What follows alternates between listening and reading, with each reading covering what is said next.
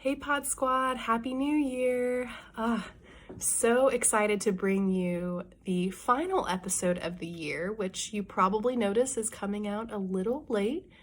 My apologies. I had everything rocking and rolling and ready to post an awesome new year, end of the year episode, compiling all of the great speakers and topics that we were able to talk through the end of 2020. And I got the virus on New Year's Eve, and that was super, super not fun. Do not recommend it. Has not been a great 7 days, but I'm back. Just about have my voice completely back. Energy's almost there. I'm gonna pull through here, and we're gonna have a great end of the year, beginning of the year episode. And as promised, what I wanted to do to close out the year and kick off this new year was to just highlight those superstar speakers that I had the awesome honor and privilege of hosting on the podcast series through the end of the year. Because remember, we had those last 15 weeks of the year to really make some noise and still find a way to make it a great year, despite all the adversity and all the punches that the year might have thrown at us. So what I have done here is I've compiled highlights of all of those awesome episodes. And perhaps if you didn't get to check them all out, this is a great opportunity to hear a little soundbite from each of those episodes. If you did get to check them all out, a nice little reminder, a little something to spark this new year and really get it going nicely for you is what I hope that you'll find from this episode. So you can laugh at me too. I have actually recorded this opening. This is my 4th time. My computer decided that it does not want to have microphone privileges anymore. So I'm on my cell phone now. We're doing things a little bit differently and we're rocking and rolling. Ain't nothing gonna stop us from having a great kickoff to this new year. So without further ado, my first episode that I hosted on this series was with my awesome cousin, Zach. And Zach is a fitness expert who lives in New York City, and he has really found his edge, has found his element, and has really just busted through this industry and made some noise through his utilization of the word yes. He is the epitome of, I'm gonna figure it out as I go and start before you're ready. So I cannot wait for you to hear this soundbite from episode 11, Enough's Yes in 2020 with Zach. Enjoy. And started doing that just very the basic level, teaching at the worst times. And did you know what you were doing? Did you know? I was kind of making it up. I was kind of just making it up as I went. I did take some cycling certifications, but through that, when someone tells me no, I've always been like this, well, how am I going to get this person to say yes? Mm-hmm. Or don't tell me no, how can we work it out? Yeah. There's a way. So if somebody's like, oh, no, we can't do that because it's not in the budget. Or no, we can't do that because of XYZ. And I'm like, what if I do it for free? Where's the yes? Yeah, where's the yes? So I've always been that way. And so through my time of teaching classes and I just started putting myself out there, people invite me. They're like, hey, there's this fitness event going on in LA. And I was like, how can I get to LA? Or just anywhere. I would just show up. Makes me think of what Zach's talking about here is don't wait until you have the confidence to pursue something. Pursue it until you have the confidence. Yeah. So I think the more that you kind of dove into new projects and were kind of excited to learn new things, that you're like, oh, hold up, I'm the expert in this? When did that happen? Yeah. And really, I think oftentimes we have imposter syndrome where we're like, well, I don't know that. Yeah. But you, I think, are such a great example of, well, why can't I be the one that figures it out? Yeah. They're trying to find somebody. I'm that person. Oh, his energy is just contagious. I love it. All right, next up, we have my awesome friend, Carolyn, who takes us through her mindset of building a community around you and continuing to enhance your community through making connections and not making excuses, but making it happen. Carolyn, you are such a joy to have on this podcast. Take a listen here to some of those nuggets of wisdom that has helped Carolyn to have that mindset of community, not only just in general, but even through a year like 2020. Check it out. So, and maybe I'm just generalizing because it's how I really feel, but like I feel like everyone really just wants to be like seen for who they are, and really like to have friends and to feel welcomed and to be comfortable with people. I just like it's so important, and I'm sure there's studies on like what social isolation does to us, and especially during this pandemic, but like the need to connect physically or virtually is just so important. I think about even before I first met a group of people, and you mentioned I was dressing like Miss Frizzle, and that's what I called myself, but that's who I am, right? So I could have gone and been like, I'm gonna dress not how I usually dress, and I'm going to try to put on this front, and I'm going to make myself really nervous and put a lot of pressure on myself, or I'm just going to show up as who I am, which is like frizzy haired, a little bit weird style, and I'm just going to be me and hope that they like it. And if they don't, like I said about Haley before, like then we're not supposed to be friends, and that's okay. Like I know I'm not everyone's cup of tea, and not everyone's my cup of tea, and that is totally fine. Just to drive it home, what would be the best advice you could give for those trying to make connections, whether it's that they're in a new town or they're a little bit on the shy side? Like what is the get out of your own way advice that you would give to them? Yeah, I think like if you're not uncomfortable, you're probably not doing it right. Like it's going to be uncomfortable and it's going to be awkward. And can you like just accept that it might be awkward and uncomfortable and try to do it anyway?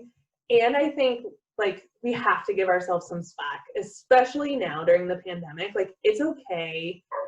Like I know I said like go out as much as you can, say yes, say yes, say yes, but like it's also okay to be like, I'm going to honor where I'm at tonight and I'm not going to do it, but I'm going to make a plan to do it tomorrow or at some point this week, and then stick to it, right? So like feel the happy feelings, feel the awkward feelings, feel the sucky feelings, and then just really connect with the people you love, whether that's like a friend from home or something like that. So you know you still have that community, and then work to try to expand it. But yeah, get comfortable being uncomfortable would be my best advice. Gotta be honest, if Miss Frizzle is not your cup of tea, you're wrong for that. Carolyn, such good stuff. So Carolyn segued us nicely into our next topic, which was with my dear friend, Kayla, Coach Jackson. And when I thought of Kayla for the podcast, it was absolutely undeniable that Kayla needed to talk, needed to grab us all and shake us, because she is such a motivational speaker in what she does in her craft as a coach, but she is all about purpose. She is purpose built, she is purpose driven, and her take on purpose, kind of taking it away from just looking at purpose as your job and your livelihood, was something that left me absolutely speechless. Check it out. Kayla, last question. Okay. What is the best advice you would give those that are trying to find their purpose amidst the chaos of 2020? Oh, man. I would say figure out, like, pay attention throughout the day. Like, what made you happy? Did it make you happy whenever you were talking to the person in line at coffee? Did it make you happy to feel a connection when you just called somebody? Like, man, I just got off the phone with my mom. I feel awesome because my mom's awesome. And, those kind of things. Like, pay attention to what makes you happy and then try to create more of that, right? If you don't know what makes you happy, again, we live in this really dark kind of world where sarcasm is the way we cope with things. Mm-hmm. And what if we really, look for the good? So, man, you know what? I always feel good after I talk to Audrey, our friend Candace, and Carolyn. If I talk to those guys, my cup is filled. Like, I am happy, I'm excited, and now I'm ready to go to the next day. Mm-hmm. So I'm going to set up a call with them. Yeah. Man, I feel like $1 million when I send this care package out, knowing that any day she's going to get it. And it can be filled with stupid stuff, right? But just, I feel better about myself when I know I made somebody else smile. So pay attention to what those things are. And I think you'll start to realize, like, maybe I have a different purpose, mm-hmm. Whether it's serving or whether it's entertaining, or find something that really makes you think about who you are, not what you do. I think a lot of people try to confuse their purpose with their job. Like, you don't need to be crazy passionate about your job. Be crazy passionate about your life. Be crazy passionate about, what am I doing after work today that I can get my hands on something to make me feel like my quality of life goes up. We put such a standard on the job as the end game. The job is not the end game. The job is just something we do because we have to make money. If we didn't have to make money, we would literally sit on comfy couches and watch Netflix all day, right? Yeah. Come on. So find something that lights you up, and it doesn't need to be surrounded by your job. Quit looking for all these things to fulfill you that aren't designed to fulfill you. Look to the word, look to your friends, look to your family. These are the kind of things that if you pay attention, there's good all around you. Just pay attention to it, recognize it, write it down, and create more of it. I've got to say, I don't think a more powerful conversation has ever been had whilst wearing elf onesies. I'm going to throw it out there. I'm going to put it out there in the universe. But yes, incredible. Absolutely speechless moment there. Brought to you by Coach Jackson. And again, that was episode 13, Enough Purpose in 2020. So from there, segueing from that episode with Kayla, it was right around Halloween time. So I did a solo episode, Enough Fear in 2020, which was all about kind of the root of where our fear comes from and how some skills that we can incorporate to maybe detach ourselves a little bit from that feeling of fear. So hope you enjoy this next one. Again, a solo episode brought to you by me. When we talk about an emotion that we feel based upon our fear, we usually say that we are the emotion. I am angry. I am sad. I am worried. I am scared. So fear and the subsequent emotions are something that we are feeling. We are not that feeling. Unless we're talking about the movie Inside Out, which is actually a really great movie if you haven't seen it, but I digress. So the way that this goes is when we say I am sad, angry, I am worried, and making us that feeling, right? That's called attachment. We're attaching ourselves and our identity to that emotion and in turn to that fear. So instead, we want to look at something called detachment and reframing your self-talk with, I feel angry, I feel sad, I feel worried. Put your emotions in their rightful place. Do not identify yourself as those emotions. So this also allows us to really retrace our fears back to the root. So if we find that we are closely related to our attachment and the way we see, view, and communicate the fear as if it's part of our identity when we say things like, I am. So once you identify your feeling of fear towards a certain activity, whether it's leg day, flying, heights, the detachment helps you see things clearer. And it paves the way for you to really seek a more productive way to view that action that causes you that feeling of fear. Next up, we have episode 14, which is Enough Agility with Sarah. And Sarah is a dear colleague and friend of mine that actually is hotel facing. She's out there in the field working on the front line in a human resources capacity. And her experience through the year and her ability to provide herself a pep talk and provide her folks at her hotel a pep talk throughout the year, through this year, and really still come up on top and really keep that great attitude and mindset throughout this year. Man, agility was just the perfect word to describe Sarah. So let's hear how she's been navigating with her mindset of agility. I try to also, depending on what it is, give some tips on switching up the routine. I think it's huge. I have personally fallen in some, throughout the last several years in a hole where I'm like, I feel that nothing makes me happy or my routine is bland, and just trying new things. I suggest, maybe podcasts or maybe just getting outside, not to work out, but maybe just be outside, just changing factors in your own day to day that sometimes will make you just think clearer and feel better. Mm-hmm. I think that's huge. And I know with quarantine, a lot of people are working from home. Just changing routine a little bit helps if what you're doing doesn't work.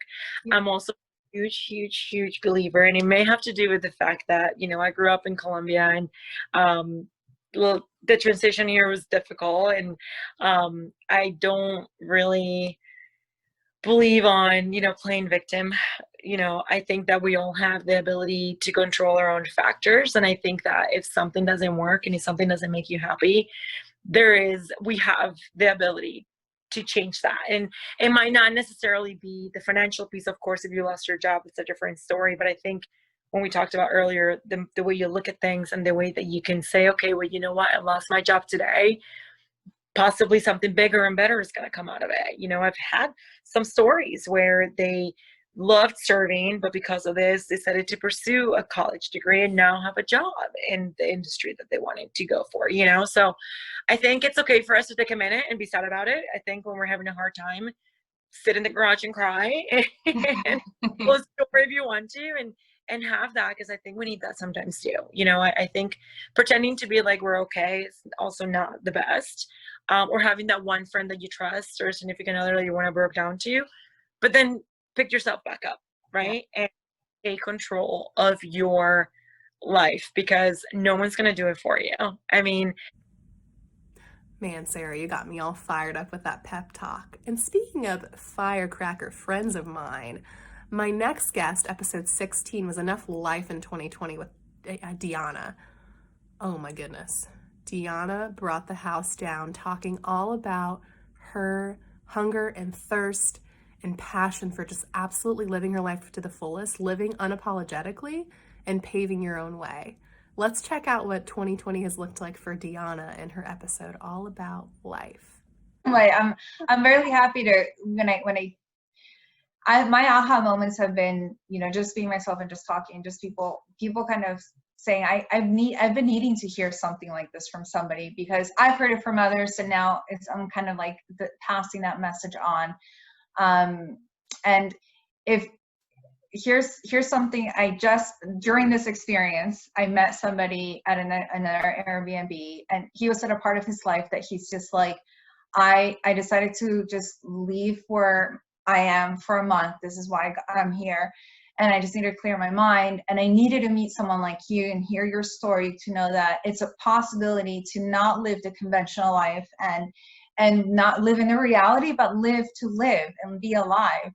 And I said to him something that I read or heard, or, during all these different forums that I'm now touching, but it was, don't ask someone for directions who has never been on the path that you're trying to get on.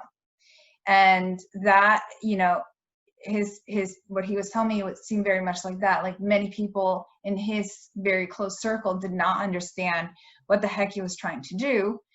And he was just trying to do something different than everybody does. And for me, like, giving him that message, I could see that aha, I could see the spark in his eye. He's like, oh my gosh, I'm going to take that with me. And I'm like, good, because I took it with me and I'm passing it on to you. And that's awesome. Like, that's very fulfilling. So I think that what you surround yourself with definitely gets you to this mindset, or not, or it pushes you away from it. And I'm so happy to say that I'm at a point in life where everyone that is in my close circle is pushing me forward. None of them are trying to hold me back. Loved revisiting that episode. It brought on so many great quotes and so many great nuggets that I love referencing back. My next guest was the lovely Miss Chelsea, and Chelsea is an epidemiologist. And I had to get an Epi's take on the year of 2020, and she gives some great highlights of how the year has shown up in her world, and some of the takeaways that she's found positive and silver lining in regards to the year that we've just embarked on. So let's check out Chelsea's episode, Enough Knowledge in 2020. Because I think a lot of people don't really know a whole lot about what you do. So for starters, what the heck is epidemiology? If you wouldn't mind sharing with us. So it's, the way I explain it is, it's the way that disease moves through populations. But disease, in the beginning of epidemiology, was really about infectious disease. So the founder of epidemiology is this man, John Snow, who, there was an outbreak of cholera in London, and everyone at that point didn't know what germs were. They thought that disease was spread through the air, and he mapped out where all the cases were and found out that everyone drank from the same water pump. And that's how they discovered that cholera was in the water.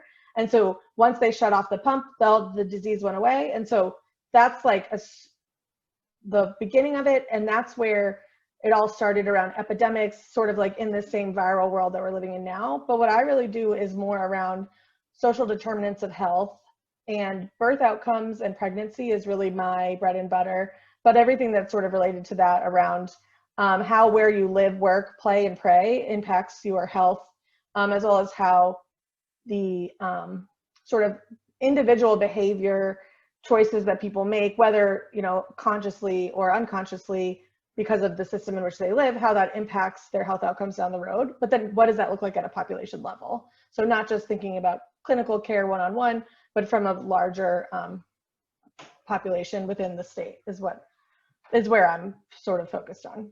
Wow. That's incredible. And when you said Jon Snow at first, it made me think of like Game of Thrones, right? You know nothing, Jon Snow. But that's really interesting just to think about all of the implications of the patterns of humanity, and how when you think about the attention that's been drawn to this study is probably super huge, more than ever that it's been in your field of study and all of that. But just to be able to use this as a moment to maybe educate people, right? And maybe I know we say knowledge is power. So when I thought of what we would talk about is just how it's an opportunity to learn, right? It's an opportunity to be more informed, that when we're going out there, we're making decisions accordingly. And I think this year has really forced us all to do that. I felt like I just got like a little bit smarter just by being with Chelsea through osmosis. That's science, right? That's how it works? No? Okay. Anywho. My next episode, I actually brought you a solo episode, which was just in time for Thanksgiving. And with this episode, I challenged you to practice gratitude and give you a couple of specific ideas of how to do that. So check out Enough Gratitude in 2020 with me. Doing here is I'm going to share a couple of my top tips that I've practiced and that I've read on, that I've really honed in on how to incorporate more of an attitude of gratitude. So some of you may not be journalers, and that's okay, but it's also going to be my first tip. And why do you think that is? So imagine this. Every morning I wake up, and before I'm able to have my coffee, I must write down 5 things that I am grateful for. Whew, and sometimes it is a stretch. But you better believe I want that fresh roasted coffee. I can smell it in the kitchen. So before I reach for that cup, I must muster up 5 things.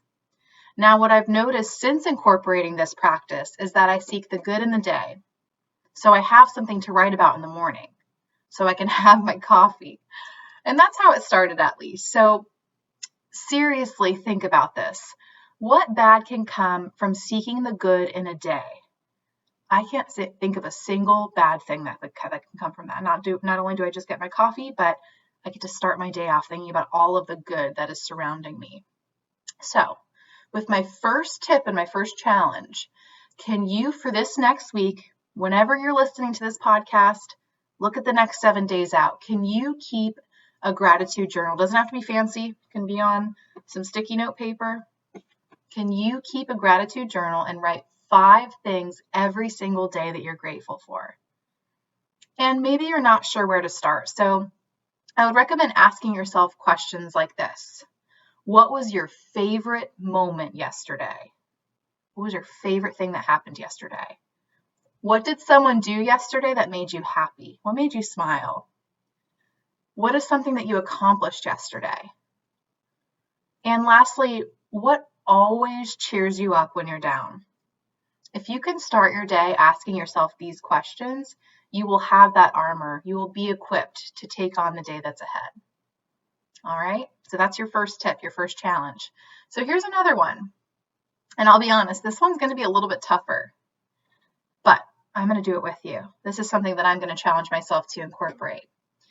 Can you commit to one day this week when you will be intentional about not complaining about anything? Ugh, that even rolling off my tongue sounded wrong. That's a tough one. So can you pick one day in the next coming 7 days that you will not complain about anything?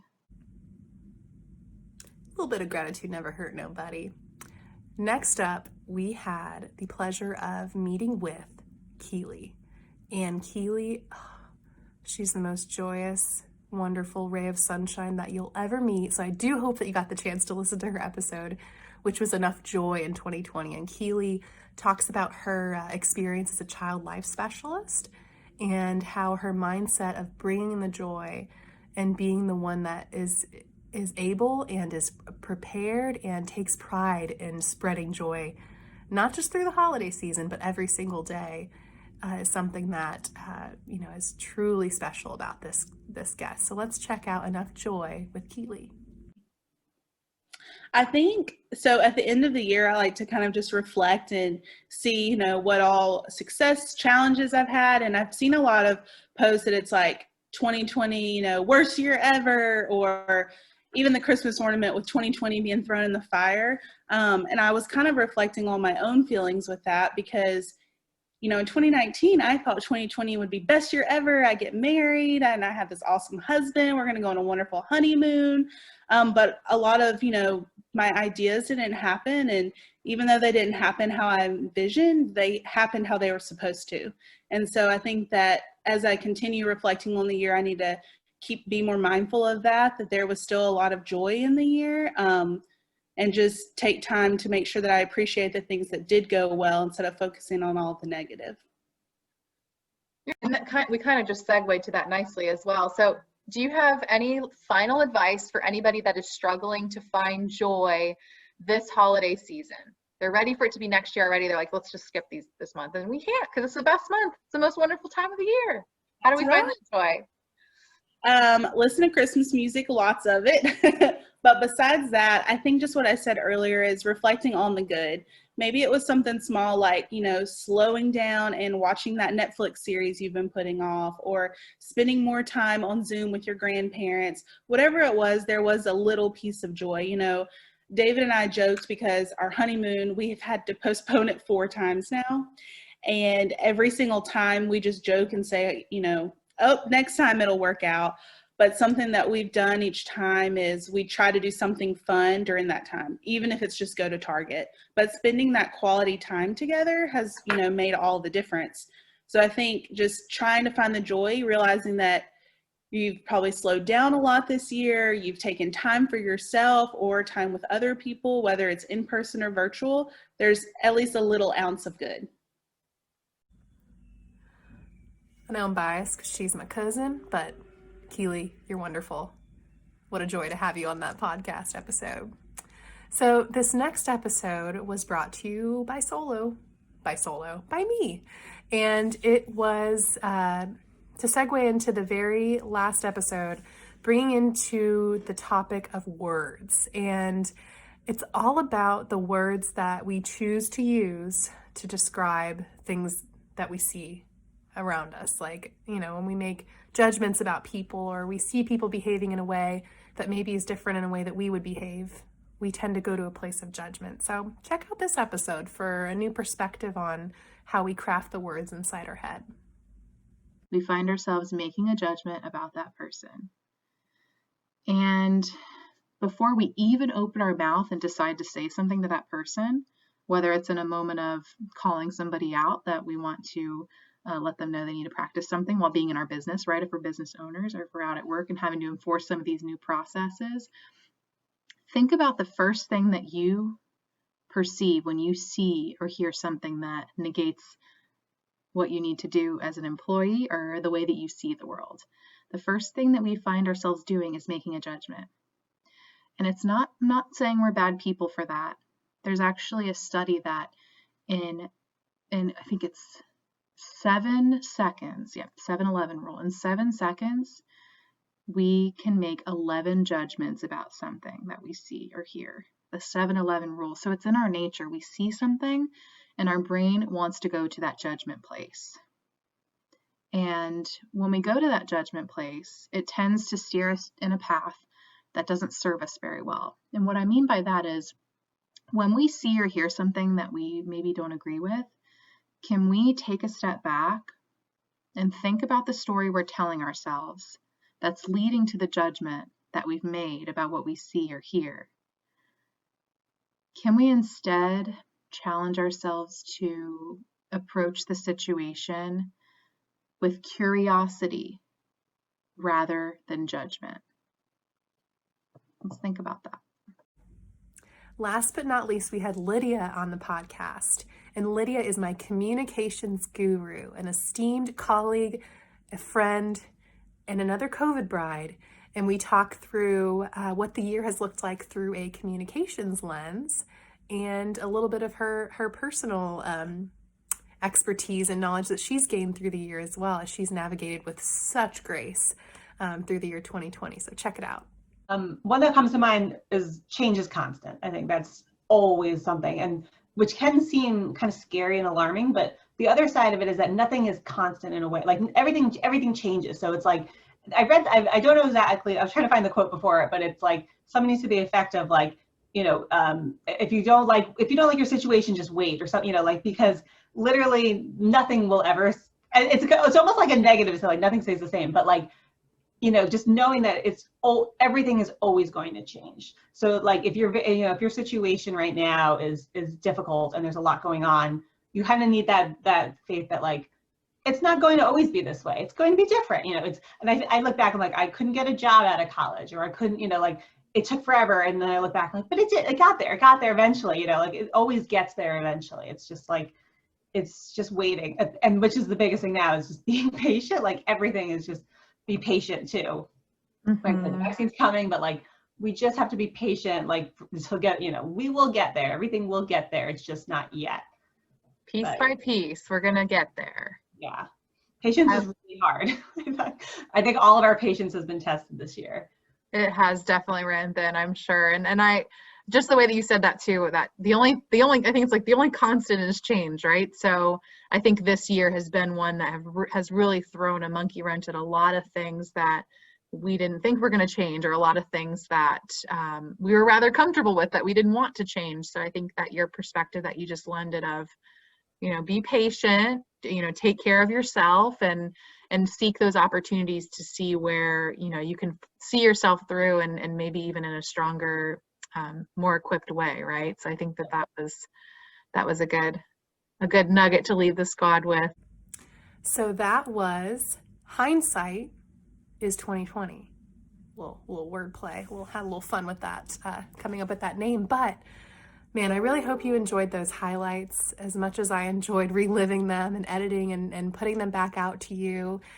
And I just wanted to share some light, share some positive light of what we've gone through in the last year, and allow it to propel us into this new year.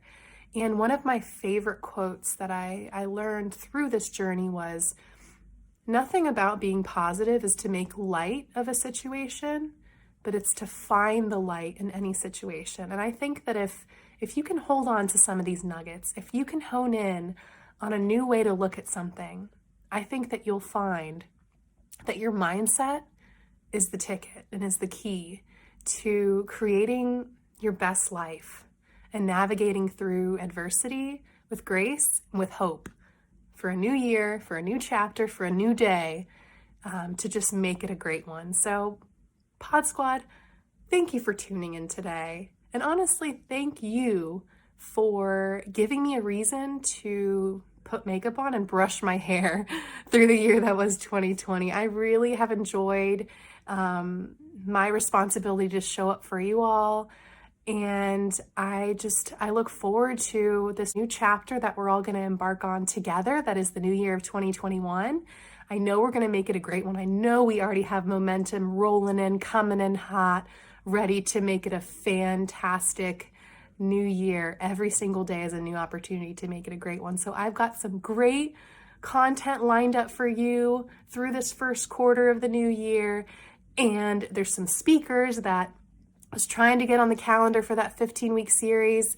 And don't you worry, they're still coming. So thanks again, everyone. If you enjoyed the series, I hope that you did. Share it with a friend.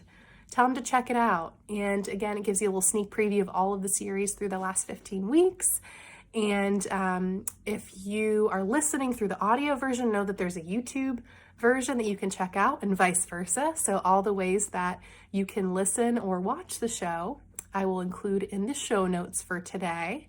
And if you haven't yet liked or subscribed, certainly subscribe to whatever podcast platform you're listening to. It'll give you a heads up whenever there's a new episode coming. And if you can go ahead and check out Instagram and Facebook at AuddlyEnoughPodcast, love to interact with the Pod Squad on there. So hopefully I'll see you there. And again, everybody, Happy New Year. Make it a great one. Sorry I've been a little rambly in this episode. I'm on some cough syrup and I sound a little funny, but you know what? I'm here for it and I hope that you are too. Take care, everyone. Bye-bye.